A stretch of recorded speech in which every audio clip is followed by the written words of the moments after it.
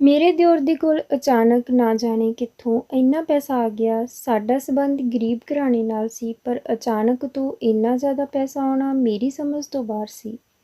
ਮੈਂ ਵਿਧਵਾ ਸੀ। ਕੁਝ ਸਾਲ ਪਹਿਲਾਂ ਮੇਰੇ ਪਤੀ ਦਾ ਦੇਹਾਂਤ ਹੋ ਗਿਆ ਸੀ। ਮੇਰੇ ਅੱਗੇ ਪਿੱਛੇ ਕੋਈ ਨਹੀਂ ਸੀ। ਮੇਰਾ ਇੱਕ 8 ਸਾਲ ਦਾ ਬੇਟਾ ਸੀ। ਮੇਰਾ ਵਿਆਹ ਛੋਟੀ ਉਮਰ ਵਿੱਚ ਹੀ ਹੋ ਗਿਆ ਸੀ। ਹੁਣ ਮੇਰੀ 28 ਕੁ ਸਾਲ ਦੀ ਉਮਰ ਸੀ। ਪਤੀ ਦੀ ਮੌਤ ਤੋਂ ਬਾਅਦ ਮੇਰਾ ਦਿਓਰ ਹੀ ਮੇਰਾ ਸਹਾਰਾ ਸੀ। ਮੇਰੇ ਪੇਕਿਆਂ ਵਿੱਚ ਸਿਰਫ ਮੇਰੀ ਮਾਂ ਸੀ, ਜੋ ਮੇਰੇ ਵਿਆਹ ਦੇ ਸਾਲ ਕੁ ਬਾਅਦ ਹੀ ਚੱਲ ਵਸੀ। ਹੋਰ ਕਿਸੇ ਤੋਂ ਕੋਈ ਉਮੀਦ ਨਹੀਂ ਸੀ। ਮੈਂ ਆਪਣੇ ਦਿਓਰ ਨਾਲ ਰਹਿਣ ਦਾ ਫੈਸਲਾ ਕਰ ਲਿਆ। ਰਿਸ਼ਤੇਦਾਰ ਕਹਿਣ ਲੱਗੇ ਕਿ ਤੈਨੂੰ ਇਸ ਤਰ੍ਹਾਂ ਆਪਣੇ ਦਿਓਰ ਨਾਲ ਨਹੀਂ ਰਹਿਣਾ ਚਾਹੀਦਾ। ਮੈਂ ਕਿਹਾ, ਫਿਰ ਤੁਸੀਂ ਮੈਨੂੰ ਆਪਣੇ ਨਾਲ ਘਰ ਰੱਖ ਲਵੋ। ਤਾਂ ਸਭ ਖਾਮੋਸ਼ ਹੋ ਗਏ। ਅੱਜ ਦੇ ਜ਼ਮਾਨੇ ਵਿੱਚ ਕੋਈ ਕਿਸੇ ਦਾ ਬੋਝ ਨਹੀਂ ਉਠਾਉਂਦਾ, ਪਰ ਮੇਰੇ ਦਿਓਰ ਨੇ ਵਾਅਦਾ ਕੀਤਾ ਕਿ ਉਹ ਹਮੇਸ਼ਾ ਮੇਰਾ ਤੇ ਬੇਟੇ ਦਾ ਸਹਾਰਾ ਬਣ ਕੇ ਰਹੇਗਾ। ਸਾਨੂੰ ਸਭ ਨੇ ਬਹੁਤ ਪਰੇਸ਼ਾਨ ਕੀਤਾ ਕਿ ਸਾਡਾ ਇਸ ਤਰ੍ਹਾਂ ਇੱਕ ਛੱਤ ਥੱਲੇ ਰਹਿਣਾ ਗਲਤ ਹੈ। ਨਾ ਕੋਈ ਮੈਨੂੰ ਆਪਣੇ ਨਾਲ ਰੱਖਣ ਨੂੰ ਤਿਆਰ ਸੀ ਤੇ ਨਾ ਮੈਨੂੰ ਦਿਓਰ ਨਾਲ ਰਹਿਣ ਦੇ ਰਹੇ ਸਨ। ਬਸ ਸਾਰੇ ਗੱਲਾਂ ਬਣਾਉਣੀਆਂ ਜਾਣਦੇ ਸਨ। ਕਿਸੇ ਨੂੰ ਮੇਰੀ ਕੋਈ ਫਿਕਰ ਨਹੀਂ ਸੀ। ਮੈਂ ਇੱਕ ਜਗ੍ਹਾ ਇਕੱਲੇ ਰਹਿਣ ਦਾ ਮਨ ਬਣਾ ਲਿਆ, ਪਰ ਮੇਰਾ ਦਿਓਰ ਕਹਿਣ ਲੱਗਾ ਕਿ ਉਹ ਜਗ੍ਹਾ ਔਰਤਾਂ ਲਈ ਸੁਰੱਖਿਅਤ ਨਹੀਂ ਹੈ। ਮੇਰਾ ਦਿਓਰ ਕਹਿਣ ਲੱਗਾ ਕਿ ਸਾਡੇ ਘਰ ਦੀ ਇੱਜ਼ਤ ਅਜਿਹੀ ਜਗ੍ਹਾ 'ਤੇ ਕਿਵੇਂ ਰਹਿ ਸਕਦੀ ਹੈ। ਮੇਰੇ ਭਰਾ ਦੀ ਇੱਕ ਹੀ ਨਿਸ਼ਾਨੀ ਹੈ, ਮੈਂ ਉਸਦੀ ਦੇਖਭਾਲ ਕਰਨ ਲਈ ਕਾਫੀ ਹਾਂ। ਉਸਦੀ ਗੱਲ ਸੁਣ ਕੇ ਮਨ ਨੂੰ ਤਸੱਲੀ ਤਾਂ ਮਿਲ ਗਈ ਸੀ, ਪਰ ਜ਼ਮਾਨੇ ਦਾ ਕੀ। ਪਰ ਮੇਰੇ ਦਿਓਰ ਨੇ ਇਹ ਘਰ ਛੱਡ ਕੇ ਕਿਤੇ ਹੋਰ ਰਹਿਣ ਦੀ ਸਲਾਹ ਦਿੱਤੀ। ਮੈਨੂੰ ਵੀ ਉਸਦੀ ਗੱਲ ਠੀਕ ਲੱਗੀ, ਇਸ ਲਈ ਅਸੀਂ ਦੂਜੇ ਸ਼ਹਿਰ ਆ ਗਏ। ਇੱਥੇ ਸਾਨੂੰ ਕੋਈ ਜਾਣਦਾ ਵੀ ਨਹੀਂ ਸੀ। ਇੱਥੇ ਅਸੀਂ ਕਿਸੇ ਨਾਲ ਕੋਈ ਰਿਸ਼ਤਾ ਨਾ ਬਣਾਇਆ, ਨਹੀਂ ਤਾਂ ਫਿਰ ਸਾਡੇ ਰਿਸ਼ਤੇ 'ਤੇ ਸਵਾਲ ਉੱਠਣ ਲੱਗਦੇ। ਜੇ ਕੋਈ ਮੇਰੇ ਦਿਓਰ ਬਾਰੇ ਪੁੱਛਦਾ ਵੀ ਤਾਂ ਮੈਂ ਕਹਿ ਦਿੰਦੀ ਕਿ ਉਹ ਮੇਰਾ ਛੋਟਾ ਭਰਾ ਹੈ। ਮੇਰੇ ਕੋਲ ਜੋ ਗਹਿਣੇ ਸੀ ਉਹ ਵੇਚ ਕੇ ਮੇਰੇ ਦਿਓਰ ਨੇ ਕਾਰੋਬਾਰ ਸ਼ੁਰੂ ਕਰ ਦਿੱਤਾ ਸੀ। ਉਸ ਦਾ ਕੰਮ ਵਧੀਆ ਚੱਲ ਰਿਹਾ ਸੀ, ਘਰ ਵਿੱਚ ਚੰਗਾ ਪੈਸਾ ਆਉਣ ਲੱਗਾ। ਮੈਂ ਕਈ ਵਾਰ ਦਿਓਰ ਨੂੰ ਉਸਦੇ ਕੰਮ ਬਾਰੇ ਪੁੱਛਿਆ ਵੀ, ਪਰ ਉਹ ਮੇਰੀ ਗੱਲ ਟਾਲ ਦਿੰਦਾ ਸੀ।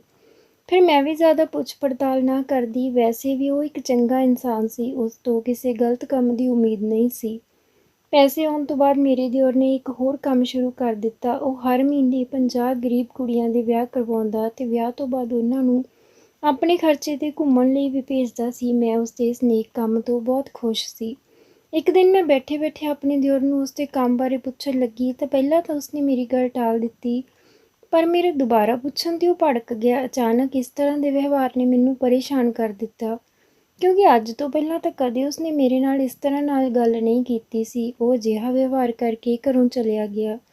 ਮੈਂ ਸੋਚ-ਸੋਚ ਕੇ ਪਰੇਸ਼ਾਨ ਹੋ ਗਈ ਸੀ ਕਿ ਉਸਨੂੰ ਕੀ ਹੋਇਆ ਹੈ। ਮੈਂ ਆਪਣੇ ਬੇਟੇ ਨੂੰ ਖਾਣਾ ਖਵਾ ਕੇ ਸੁਲਾ ਦਿੱਤਾ, ਪਰ ਮੇਰੀ ਨੀਂਦ ਉੱਡ ਚੁੱਕੀ ਸੀ, ਕਿਉਂਕਿ ਮੇਰੇ ਦਿਓਰ ਦਾ ਰਵੱਈਆ ਦਿਨ ਪ੍ਰਤੀ ਦਿਨ ਅਜੀਬ ਹੁੰਦਾ ਜਾ ਰਿਹਾ ਸੀ। ਉਹ ਰਾਤ ਭਰ ਘਰ ਨਾ ਆਇਆ। ਹੁਣ ਮੈਨੂੰ ਉਸ 'ਤੇ ਸ਼ੱਕ ਹੋਣ ਲੱਗਿਆ ਸੀ ਕਿ ਕਿਤੇ ਉਹ ਕੋਈ ਗਲਤ ਕੰਮ ਤਾਂ ਨਹੀਂ ਕਰ ਰਿਹਾ, ਕਿਉਂਕਿ ਅਚਾਨਕ ਇੰਨਾ ਪੈਸਾ ਆਉਣਾ, ਕੁੜੀਆਂ ਦੇ ਵਿਆਹ ਕਰਵਾਉਣਾ, ਉਸਦੇ ਵਿਵਹਾਰ ਦਾ ਬਦਲਣਾ, ਨਾ ਜਾਣੇ ਮੇਰੇ ਮਨ ਵਿੱਚ ਕਿੰਨੇ ਸਵਾਲ ਉੱਠਣ ਲੱਗੇ। ਸਵੇਰ ਹੋ ਗਈ, ਪਰ ਮੇਰਾ ਦਿਓਰ ਘਰ ਵਾਪਸ ਨਾ ਆਇਆ ਤਾਂ ਮੈਂ ਪਰੇਸ਼ਾਨ ਹੋ ਗਈ ਸੀ। ਮੇਰਾ ਬੇਟਾ ਸਕੂਲ ਚਲਿਆ ਗਿਆ ਸੀ। ਮੈਂ ਘਰ ਵਿੱਚ ਇਕੱਲੀ ਸੀ। ਅਚਾਨਕ ਮੇਰੇ ਕਮਰੇ ਦਾ ਦਰਵਾਜ਼ਾ ਖੁੱਲ੍ਹਿਆ ਤਾਂ ਮੈਂ ਦੇਖਿਆ ਕਿ ਇਹ ਤਾਂ ਮੇਰਾ ਦਿਓਰ ਸੀ, ਪਰ ਉਹ ਅੱਜ ਤੱਕ ਮੇਰੇ ਕਮਰੇ ਵਿੱਚ ਨਹੀਂ ਆਇਆ ਸੀ। ਫਿਰ ਅੱਜ ਉਹ ਵੀ ਅਜਿਹੀ ਹਾਲਤ ਵਿੱਚ। ਮੈਂ ਉਸਨੂੰ ਦੇਖ ਕੇ ਪਰੇਸ਼ਾਨ ਹੋ ਗਈ। ਉਸਨੇ ਬਹੁਤ ਸ਼ਰਾਬ ਪੀਤੀ ਹੋਈ ਸੀ। ਅੱਜ ਤੋਂ ਪਹਿਲਾਂ ਤਾਂ ਕਦੇ ਉਸਨੇ ਕਿਸੇ ਨਸ਼ੇ ਨੂੰ ਹੱਥ ਤੱਕ ਨਹੀਂ ਲਾਇਆ ਸੀ। ਉਹ ਮੇਰੇ ਵੱਲ ਵਧ ਰਿਹਾ ਸੀ। ਮੈਂ ਹੈਰਾਨ ਪਰੇਸ਼ਾਨ ਹੋ ਗਈ। ਉਹ ਮੇਰੇ ਪੈਰਾਂ 'ਤੇ ਡਿੱਗ ਕੇ ਰੋਣ ਲੱਗਿਆ। ਮੈਨੂੰ ਕੁਝ ਸਮਝ ਨਹੀਂ ਆ ਰਿਹਾ ਸੀ ਕਿ ਇਸ ਤੋਂ ਪਹਿਲਾਂ ਕਿ ਮੈਂ ਕੁਝ ਬੋਲਦੀ, ਉਹ ਬੇਹੋਸ਼ ਹੋ ਗਿਆ ਸੀ। ਜੇ ਕੋਈ ਉਸਨੂੰ ਇਸ ਤਰ੍ਹਾਂ ਮੇਰੇ ਕਮਰੇ ਵਿੱਚ ਦੇਖ ਲੈਂਦਾ ਤਾਂ ਮੇਰੀ ਤਾਂ ਇੱਜ਼ਤ ਦਾ ਜਨਾਜ਼ਾ ਨਿਕਲ ਜਾਣਾ ਸੀ। ਮੈਨੂੰ ਸਮਝ ਨਹੀਂ ਆ ਰਿਹਾ ਸੀ ਕਿ ਉਸਨੂੰ ਕਮਰੇ ਵਿੱਚੋਂ ਬਾਹਰ ਕਿਸ ਤਰ੍ਹਾਂ ਕਰਾਂ। ਜਿਵੇਂ ਤਿਵੇਂ ਘੜੀਸ ਕੇ ਕਮਰੇ ਵਿੱਚੋਂ ਬਾਹਰ ਕੀਤਾ ਤੇ ਫਿਰ ਉਸਦੇ ਕਮਰੇ ਵਿੱਚ ਫਰਸ਼ 'ਤੇ ਉਸਨੂੰ ਪਾ ਆਈ। ਉਹ ਕਾਫੀ ਸਮਾਂ ਉਸੇ ਤਰ੍ਹਾਂ ਪਿਆ ਰਿਹਾ। ਫਿਰ ਮੈਂ ਉਸਦੇ ਮੂੰਹ 'ਤੇ ਪਾਣੀ ਪਾਇਆ ਤਾਂ ਉਹ ਹੜਬੜਾ ਕੇ ਉੱਠਿਆ, ਪਰ ਹਜੇ ਵੀ ਪੂਰੀ ਤਰ੍ਹਾਂ ਹੋਸ਼ ਵਿੱਚ ਨਹੀਂ ਸੀ। ਮੈਂ ਉਸਨੂੰ ਬੈੱਡ 'ਤੇ ਪੈਣ ਲਈ ਕਿਹਾ। ਉਹ ਚੁੱਪਚਾਪ ਬੈੱਡ 'ਤੇ ਪੈ ਗਿਆ। ਉਸਦੀ ਹਾਲਤ ਦੇਖ ਕੇ ਮੈਂ ਪਰੇਸ਼ਾਨ ਹੋ ਗਈ ਸੀ। ਮੈਂ ਵੀ ਕਮਰੇ ਵਿੱਚ ਆ ਗਈ। ਮੇਰਾ ਬੇਟਾ ਸੌਂ ਚੁੱਕਿਆ ਸੀ। ਰਾਤ ਦੇ 12 ਕੁ ਵਜੇ ਮੇਰੇ ਕਮਰੇ ਦਾ ਦਰਵਾਜ਼ਾ ਖੜਕਿਆ। ਮੈਂ ਦਰਵਾਜ਼ਾ ਖੋਲ੍ਹਿਆ ਤਾਂ ਬਾਹਰ ਮੇਰਾ ਦਿਓਰ ਖੜ੍ਹਾ ਸੀ, ਪਰ ਹੁਣ ਉਹ ਬਿਲਕੁਲ ਅਲੱਗ ਹੁਲੀਏ ਵਿੱਚ ਨਜ਼ਰ ਆ ਰਿਹਾ ਸੀ। ਉਸਦੀ ਨਜ਼ਰ ਝੁਕੀ ਹੋਈ ਸੀ, ਜੋ ਇਸ ਗੱਲ ਦਾ ਸਬੂਤ ਸੀ ਕਿ ਉਹ ਆਪਣੇ ਕੀਤੇ 'ਤੇ ਸ਼ਰਮਿੰਦਾ ਸੀ। ਮੈਂ ਉਸਨੂੰ ਪੁੱਛਿਆ ਕਿ ਸ਼ਰਾਬ ਕਿਉਂ ਪੀਤੀ ਸੀ। ਉਹ ਕਹਿਣ ਲੱਗਾ ਕਿ ਮੈਂ ਜਾਣ-ਬੁੱਝ ਕੇ ਨਹੀਂ ਪੀਤੀ, ਮੇਰੇ ਦੋਸਤਾਂ ਨੇ ਮੈਨੂੰ ਪਿਲਾ ਦਿੱਤੀ ਸੀ, ਇਹ ਕਹਿ ਕੇ ਕਿ ਇਹ ਸ਼ਰਬਤ ਹੈ। ਮੈਨੂੰ ਨਹੀਂ ਪਤਾ ਸੀ ਕਿ ਉਹਨਾਂ ਨੇ ਇਸ ਵਿੱਚ ਕੁਝ ਮਿਲਾਇਆ ਹੈ। ਮੈਂ ਉਸਨੂੰ ਸਮਝਾਇਆ ਕਿ ਅਜਿਹੇ ਦੋਸਤਾਂ ਦੀ ਦੋਸਤੀ ਛੱਡ ਦੇਵੇ। ਮੇਰੀ ਗੱਲ ਸੁਣ ਕੇ ਉਹ ਜੋ ਬੋਲਿਆ ਉਸਨੇ ਮੈਨੂੰ ਹੈਰਾਨ ਕਰ ਦਿੱਤਾ। ਜਾਂਦੇ ਜਾਂਦੇ ਇਹ ਵੀ ਕਹਿ ਗਿਆ ਕਿ 1 ਹਫ਼ਤਾ ਮੈਂ ਘਰ ਨਹੀਂ ਆਉਣਾ। ਇੱਕ ਵੱਡਾ ਪ੍ਰੋਜੈਕਟ ਮਿਲਿਆ ਹੈ, ਉਸਨੂੰ ਪੂਰਾ ਕਰਨਾ ਹੈ। ਮੈਂ ਉਸਨੂੰ ਕੰਮ ਬਾਰੇ ਸਵਾਲ ਕਰਨ ਹੀ ਵਾਲੀ ਸੀ ਕਿ ਉਹ ਮੇਰੀ ਗੱਲ ਸੁਣੇ ਬਿਨਾਂ ਹੀ ਉੱਥੋਂ ਚਲਿਆ ਗਿਆ। 3 ਦਿਨ ਹੋ ਗਏ ਸਨ ਪਰ ਉਸਦਾ ਕੁਝ ਅਦਾ ਪਤਾ ਹੀ ਨਹੀਂ ਸੀ। ਮੈਂ ਪਰੇਸ਼ਾਨ ਹੋ ਗਈ ਸੀ। ਵਾਰ-ਵਾਰ ਉਸਦੀ ਗੱਲ ਮੇਰੇ ਦਿਮਾਗ ਵਿੱਚ ਘੁੰਮ ਰਹੀ ਸੀ ਕਿ ਜੋ ਕੰਮ ਮੈਂ ਕਰਦਾ ਹਾਂ ਉਸਨੂੰ ਸ਼ੁਰੂ ਕਰਨਾ ਤਾਂ ਸੌਖਾ ਹੈ, ਪਰ ਇਸਨੂੰ ਛੱਡਣਾ ਬਹੁਤ ਔਖਾ ਹੈ। 1 ਹਫ਼ਤੇ ਬਾਅਦ ਉਹ ਘਰ ਆਇਆ ਤਾਂ ਮੈਂ ਉਸਨੂੰ ਪੁੱਛਿਆ ਕਿ ਕਿੱਥੇ ਗਿਆ ਸੀ, ਤਾਂ ਉਹ ਕਹਿਣ ਲੱਗਾ ਕਿ ਉਹ ਦੁਬਈ ਤੋਂ ਆਇਆ ਹੈ। ਮੈਂ ਹੈਰਾਨ ਰਹਿ ਗਈ ਕਿ ਉਹ ਦੇਸ਼ ਤੋਂ ਬਾਹਰ ਗਿਆ ਹੋਇਆ ਸੀ ਤੇ ਮੈਨੂੰ ਦੱਸਣਾ ਵੀ ਜ਼ਰੂਰੀ ਨਹੀਂ ਸਮਝਿਆ। ਮੈਂ ਉਸਨੂੰ ਪੁੱਛਿਆ ਕਿ ਤੂੰ ਉੱਥੇ ਕਿਉਂ ਗਿਆ ਸੀ, ਤਾਂ ਜਵਾਬ ਦੇਣ ਦੀ ਬਜਾਏ ਉਸਨੇ ਮੇਰੇ ਮੂਹਰੇ ਇੱਕ ਚਮਕਦਾ ਹੋਇਆ ਹਾਰ ਕਰ ਦਿੱਤਾ, ਜਿਸ ਨੂੰ ਦੇਖ ਕੇ ਪਤਾ ਚੱਲ ਰਿਹਾ ਸੀ ਕਿ ਉਹ ਕਿੰਨਾ ਕੀਮਤੀ ਹੈ। ਮੇਰਾ ਦਿਓਰ ਕਹਿਣ ਲੱਗਾ ਕਿ ਇਹ ਉਸਨੂੰ ਦੁਬਈ ਦੇ ਸ਼ੇਖ ਨੇ ਗਿਫਟ ਦੇ ਤੌਰ 'ਤੇ ਦਿੱਤਾ ਹੈ, ਮੈਂ ਤੁਹਾਡੇ ਲਈ ਲੈ ਆਇਆ। ਮੈਂ ਉਸਨੂੰ ਵਜ੍ਹਾ ਪੁੱਛਣੀ ਚਾਹੀ ਤਾਂ ਉਹ ਕਹਿਣ ਲੱਗਾ ਕਿ ਤੁਸੀਂ ਅੰਬ ਖਾਓ, ਪੇੜ ਨਾ ਗਿਣੋ। ਮੈਂ ਉਸਨੂੰ ਕਿਹਾ ਕਿ ਪਹਿਲਾਂ ਦੱਸ ਕਿ ਉਸ ਸ਼ੇਖ ਨੇ ਤੈਨੂੰ ਇੰਨਾ ਮਹਿੰਗਾ ਗਿਫਟ ਕਿਉਂ ਦਿੱਤਾ, ਮੈਂ ਫਿਰ ਹੀ ਇਸਨੂੰ ਰੱਖਾਂਗੀ। ਪਰ ਮੇਰੀ ਗੱਲ ਸੁਣ ਕੇ ਉਹ ਹਾਰ ਲੈ ਕੇ ਉੱਥੋਂ ਚਲਿਆ ਗਿਆ।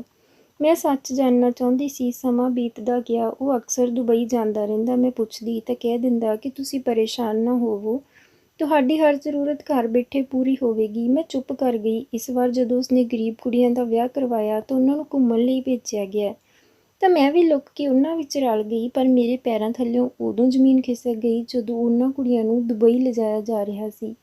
ਇਸ ਤੋਂ ਪਹਿਲਾਂ ਮੈਂ ਉਹਨਾਂ ਨਾਲ ਜਾਂਦੀ, ਮੇਰੇ ਦਿਓਰ ਨੇ ਮੈਨੂੰ ਦੇਖ ਲਿਆ ਸੀ। ਉਸਨੇ ਮੈਨੂੰ ਵਾਪਸ ਭੇਜ ਦਿੱਤਾ। ਮੈਨੂੰ ਸਮਝ ਨਹੀਂ ਆ ਰਿਹਾ ਸੀ ਕਿ ਇਹ ਸਭ ਕੀ ਚੱਲ ਰਿਹਾ ਸੀ। ਮੇਰੇ ਦਿਓਰ ਨੇ ਮੈਨੂੰ ਇਕੱਲੇ ਹੀ ਘਰ ਭੇਜ ਦਿੱਤਾ, ਪਰ ਆਪ ਨਾ ਆਇਆ। ਮੇਰੇ ਵੀ ਸਬਰ ਦਾ ਬੰਨ੍ਹ ਟੁੱਟ ਚੁੱਕਿਆ ਸੀ। ਸੱਚ ਦੇ ਇੰਨਾ ਨੇੜੇ ਪਹੁੰਚ ਗਈ ਸੀ ਮੈਂ। ਦਿਨ ਰਾਤ ਇਹੀ ਸੋਚਦੀ ਰਹਿੰਦੀ। ਇੱਕ ਦਿਨ ਅਚਾਨਕ ਮੇਰੇ ਘਰ ਦਾ ਦਰਵਾਜ਼ਾ ਖੜਕਿਆ। ਮੈਂ ਦਰਵਾਜ਼ਾ ਖੋਲ੍ਹਿਆ ਤਾਂ ਸਾਹਮਣੇ ਦਾ ਮੰਜ਼ਰ ਦੇਖ ਕੇ ਮੈਂ ਡਰ ਗਈ, ਕਿਉਂਕਿ ਮੇਰਾ ਦਿਓਰ ਖੂਨ ਨਾਲ ਲੱਥ-ਪੱਥ ਹੋਇਆ ਖੜ੍ਹਾ ਸੀ। ਉਹ ਅੰਦਰ ਦਾਖਲ ਹੋਇਆ। ਮੈਂ ਡਾਕਟਰ ਨੂੰ ਬੁਲਾਇਆ, ਉਸਦੀ ਮਲਮ ਪੱਟੀ ਕਰਵਾਈ। ਸਵੇਰੇ ਉੱਠਿਆ ਤਾਂ ਉਸਨੂੰ ਪੁੱਛਿਆ ਕਿ ਕੀ ਹੋਇਆ। ਉਹ ਤਾਂ ਦੁਬਈ ਜਾਣ ਵਾਲਾ ਸੀ। ਉਹ ਮੁਸਕਰਾਇਆ ਤੇ ਬੋਲਿਆ ਕਿ ਗਲਤ ਕੰਮ ਦਾ ਨਤੀਜਾ ਬੁਰਾ ਹੀ ਹੁੰਦਾ ਹੈ। ਮੈਂ ਗਲਤ ਰਸਤਾ ਚੁਣ ਲਿਆ ਸੀ। ਉਸਦੀ ਸਜ਼ਾ ਤਾਂ ਮਿਲਣੀ ਸੀ। ਮੈਂ ਰੋਂਦੇ ਹੋਏ ਪੁੱਛਿਆ ਕਿ ਕੀ ਗਲਤ ਕੰਮ, ਤਾਂ ਉਸਨੇ ਮੈਨੂੰ ਦੱਸਿਆ ਕਿ ਮੈਂ ਕੁੜੀਆਂ ਦਾ ਵਿਆਹ ਨਹੀਂ ਕਰਵਾਉਂਦਾ ਸੀ, ਸਗੋਂ ਦੁਬਈ ਗੈਂਗ ਲਈ ਕੰਮ ਕਰਦਾ ਸੀ। ਗਰੀਬ ਘਰ ਦੀਆਂ ਕੁੜੀਆਂ ਨੂੰ ਵਿਆਹ ਦੇ ਜਾਲ ਵਿੱਚ ਫਸਾ ਕੇ ਦੁਬਈ ਦੇ ਆਦਮੀਆਂ ਨੂੰ ਵੇਚ ਦਿੰਦਾ ਸੀ। ਉਹਨਾਂ ਦਾ ਇਸਤੇਮਾਲ ਕਰਨ ਤੋਂ ਬਾਅਦ ਉਹਨਾਂ ਨੂੰ ਵਾਪਸ ਭੇਜ ਦਿੱਤਾ ਜਾਂਦਾ ਸੀ, ਇਹ ਕਹਿ ਕੇ ਕਿ ਉਹਨਾਂ ਦੇ ਪਤੀ ਦੀ ਮੌਤ ਹੋ ਗਈ ਹੈ। ਕੁੜੀਆਂ ਨੂੰ ਵੀ ਇਹ ਸਭ ਸੱਚ ਹੀ ਲੱਗਦਾ ਸੀ, ਪਰ ਅਸਲੀਅਤ ਇਹ ਸੀ ਕਿ ਉਹਨਾਂ ਕੁੜੀਆਂ ਦੀ ਮੂੰਹ ਮੰਗੀ ਕੀਮਤ ਮਿਲਦੀ ਸੀ। ਮੇਰੇ ਦੋਸਤ ਵੀ ਇਹੀ ਕੰਮ ਕਰਦੇ ਹਨ, ਪਰ ਹੁਣ ਮੈਨੂੰ ਮੇਰੀ ਗਲਤੀ ਦਾ ਅਹਿਸਾਸ ਹੋ ਗਿਆ। ਮੈਂ ਇਹ ਕੰਮ ਛੱਡਣਾ ਚਾਹੁੰਦਾ ਸੀ, ਇਸ ਲਈ ਮੈਂ ਇਹ ਕੰਮ ਕਰਨ ਤੋਂ ਮਨਾ ਕਰ ਦਿੱਤਾ। ਇਸ ਲਈ ਉਹਨਾਂ ਨੇ ਮੇਰੇ 'ਤੇ ਹਮਲਾ ਕਰਵਾ ਦਿੱਤਾ। ਖੈਰ ਮੈਂ ਬਚ ਗਿਆ। ਆਪਣੇ ਦਿਓਰ ਦੀ ਗੱਲ ਸੁਣ ਕੇ ਮੈਨੂੰ ਉਸ ਤੋਂ ਨਫ਼ਰਤ ਹੋਣ ਲੱਗੀ ਸੀ, ਕਿਉਂਕਿ ਉਸਨੇ ਅਣਗਿਣਤ ਕੁੜੀਆਂ ਦੀ ਜ਼ਿੰਦਗੀ ਬਰਬਾਦ ਕਰ ਦਿੱਤੀ ਸੀ। ਉਸਨੂੰ ਮਾਫ਼ ਕਰਨਾ ਨਾਮੁਮਕਿਨ ਸੀ। ਮੈਂ ਉਸਨੂੰ ਪੁਲਿਸ ਦੇ ਹਵਾਲੇ ਕਰ ਦਿੱਤਾ ਸੀ। ਉਸਨੇ ਆਪਣਾ ਜੁਰਮ ਕਬੂਲ ਕਰ ਲਿਆ ਸੀ। ਉਸਨੂੰ ਉਮਰ ਕੈਦ ਦੀ ਸਜ਼ਾ ਹੋ ਗਈ ਸੀ। ਮੈਂ ਉਹ ਘਰ ਛੱਡ ਦਿੱਤਾ ਕਿਉਂਕਿ ਉਹ ਪਾਪ ਦੀ ਕਮਾਈ ਨਾਲ ਖਰੀਦਿਆ ਗਿਆ ਸੀ। ਬੁਰੇ ਕੰਮ ਦਾ ਅੰਜਾਮ ਵੀ ਹਮੇਸ਼ਾ ਬੁਰਾ ਹੀ ਹੁੰਦਾ ਹੈ। ਤਾਂ ਦੋਸਤੋ, ਇਹ ਸੀ ਅੱਜ ਦੀ ਕਹਾਣੀ। ਉਮੀਦ ਕਰਦੇ ਹਾਂ ਤੁਹਾਨੂੰ ਪਸੰਦ ਆਈ ਹੋਵੇਗੀ। ਤਾਂ ਵੀਡੀਓ ਨੂੰ ਲਾਈਕ ਅਤੇ ਸ਼ੇਅਰ ਜ਼ਰੂਰ ਕਰ ਦਿਓ ਅਤੇ ਚੈਨਲ ਨੂੰ ਵੀ ਜ਼ਰੂਰ ਸਬਸਕ੍ਰਾਈਬ ਕਰਿਓ।